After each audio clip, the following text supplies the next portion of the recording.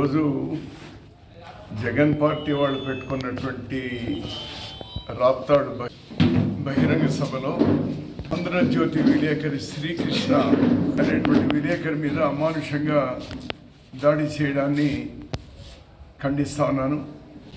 ఇది ప్రజాస్వామ్యంలో సరైనటువంటి కాదు. అదృష్టం ఆయా యాజమాన్యాలు ఆయా పార్టీలకు అనుకూలంగా ఉండవచ్చు.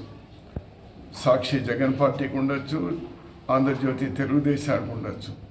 అంత మాత్రాన అందులో నెల జీతం కోసం పనిచేసేటువంటి దాని మీదే జీవనానికి ఆధారపడేటువంటి విలేకరుల మీద దాడి చేయడం అనేటువంటిది చాలా దిగజారుతనం.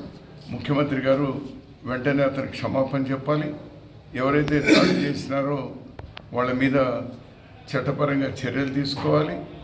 అంతేకాకుండా అతనికి వైద్య ఖర్చులు కూడా జగన్ పార్టీనే భరించాలి.